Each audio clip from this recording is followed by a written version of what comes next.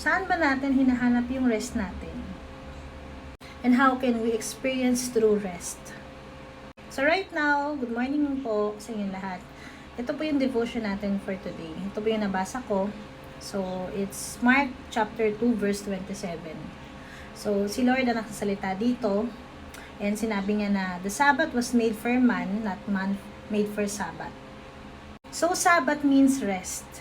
So, ang Sabbath daw ay ginawa ni Lord para sa tao.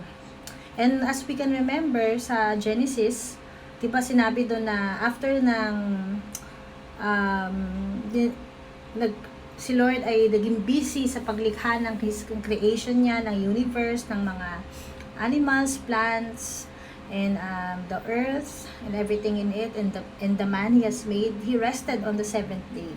So, ang rest is originally, it is made by God. Nilikha ng Diyos para yan sa ano din. Siya rin ang author of rest. Sabi nga ng asawa ko kanina eh. So, kung si God nagpahinga, kailangan tayo din. So, yung Sabbath na yan is talagang kinreate for us to rest, magkaroon ng rest.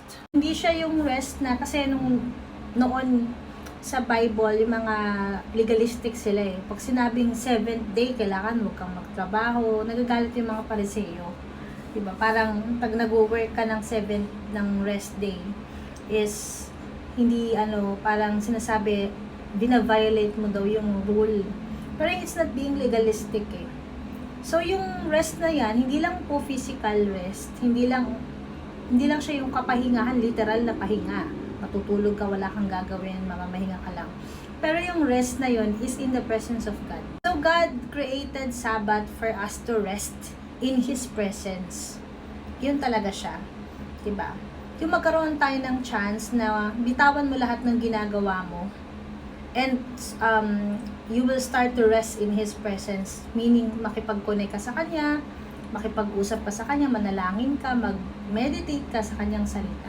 So, Sabbath is literally, yes, the Lord has made Sabbath for us para magkaroon tayo ng intimate relationship with Him by means of rest. Hindi lang man yung rest is physical. Spiritual rest ang kailangan natin. Sabi nga sa Psalm 62 diba? Find rest, O my soul, in God alone. So, talagang yung rest natin is nasa presence lang ni Lord. So, yun. Hindi nilikha ang tao para sa pahinga. Pero ang pahinga, nilikha ng Diyos para sa atin, para mamahinga tayo sa Kanyang presensya. Yung tipo bang, anak, bitawan mo muna lahat ng ginagawa mo. Wala namang sense yan kung wala ka lang rest kay God. Kasi ang tunay na rest is talagang sa Kanya lang natin makikita, mahahanap, at mararanasan. Hindi man tayo rested physically, emotionally, mentally, ang gulo-gulo ng paligid natin. Pero kahit napakagulo ng paligid mo, when you start to rest, when you start to dwell in the sanctuary of God, through prayer, through Bible reading, you will really find rest. Nasabi ko sa inyo. So, kaya kanina, ang aga-aga po yung aking special brother na nagsisisigaw. Pero I still managed to pray by the help and the power of the Holy Spirit. Kahit pupungas-pungas pa ako, nanalangin pa rin ako. And my soul felt at peace. My soul felt, nagkaroon ng rest yung heart ko. So, yun lang po yung masishare ko sa inyo. Napaka-essential ng rest. And it is, sa pamamagitan nito, magkakaroon tayo ng intimate relationship kay Lord. So, are you willing to rest in God? Are you willing to rest in His presence now? Sana po, maging encouragement to for us to surrender everything kay Lord. And just to rest in His arms, just to rest in His presence, and you will feel encouraged, you will feel your soul has been parang na-recharge ka talaga.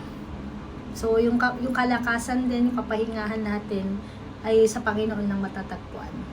God bless everyone. Ingat po.